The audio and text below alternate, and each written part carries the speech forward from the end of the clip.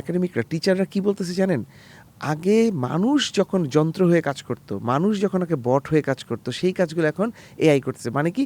আপনি ওকে স্ক্রিপ্ট বলে দিতেন, ওর বাইরেও যেতে পারতো না। আগে এখন আপনি ফোন করে হয়তো এআই এর সাথে বিরক্ত হচ্ছেন যে একটা বট আপনাকে বলছে কী লাগবে, আচ্ছা বলো কত টাকা। আগে আপনি এই বিরক্তটা হইতেন হিউম্যান বটের সাথে। হিউম্যান বটও স্ক্রিপ্টের বাইরে যেতে পারতো না। ওকে যা বলা আছে ও সেই অনুযায়ী করতো, ওর বাইরে যেতেই পারতো না। সো স্যাররা বলছে ফার্স্টেই আগে আপনি যেখানে মানুষকেই বট হিসেবে রাখাইছেন, ওর কোনো ক্রিয়েটিভিটির সুযোগ দেন নাই, ওর কোনো লিডারশিপের সুযোগ দেন নাই, ওকে যা বলা হয়েছে শুধু সেটা করবে। কমান্ড ফলো করে হ্যাঁ, গেছে। এক্স্যাক্টলি।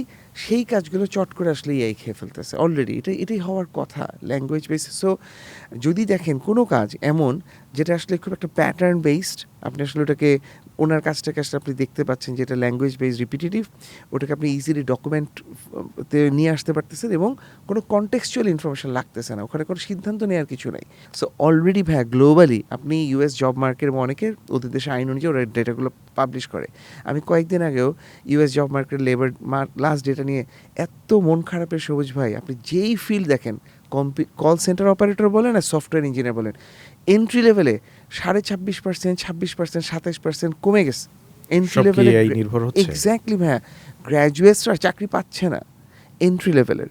সো এন্ট্রি লেভেলের এটাই হচ্ছে নাম্বারটা। আপনি across the industry, across the sector 26-27% job আসলে আর কম রিক্রুট হচ্ছে। আগে যে অফিসটা মনে করেন 10 জন রিক্রুট করতো, ও এখন 7 জন রিক্রুট করতেছে। আবার এন্ট্রি লেভেলেই 3টা ডেটা ইনসাইটস আসলে ওখানে পাওয়া গেছে। শুধু এন্ট্রি লেভেলে কমে গেছে। সেকেন্ড হচ্ছে এন্ট্রি লেভেলে যে কম্পিউটার এআই পারে, ওর আবার বেতন বেড়ে গেছে, ওকে তো নিচ্ছে, বেশি বেতনে নিচ্ছে। সবচেয়ে বড় কথা হচ্ছে মিডিয়াম এবং সিনিয়র লেভেলে যেই মানুষটা, মনে করেন আপনি এত আসলে একজন অভিজ্ঞ সাংবাদিক, আপনি জানেন কোন বিষয়ে কী ধরনের প্রশ্ন করতে হয়, আপনার নেটওয়ার্ক হয়ে গেছে। আপনি যদি আজকে সবুজ ভাই এআই ইউজ করতে পারেন, আপনার ডিমান্ড হয়ে গেছে এক্সপোনেনশিয়ালি হাই। আমি দুটো রিপোর্টের কথা একটু বলি।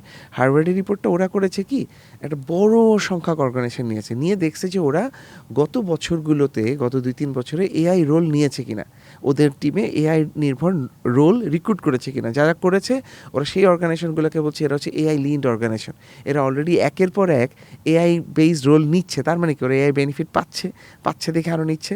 সো স্যাররা এরকম 10,500 সামথিং অর্গানাইজেশন পেয়েছে, এদেরকে বলছে এআই লিড। এইবার স্যাররা দেখলো ওই অর্গানাইজেশনগুলো ভয়ঙ্কর এগেন এন্ট্রি লেভেল রিক্রুটমেন্ট বন্ধ করে দিচ্ছে, মানে খুব কম, অথচ মিড এবং সিনিয়র লেভেলে বেশি নিচ্ছে। তার মানে তাদের বেতনও বাড়ছে। এক্স্যাক্টলি, তার মানে এআই নিয়ে মিড এবং সিনিয়র লেভেল বেটার রেজাল্ট দিচ্ছে, বুঝছেন?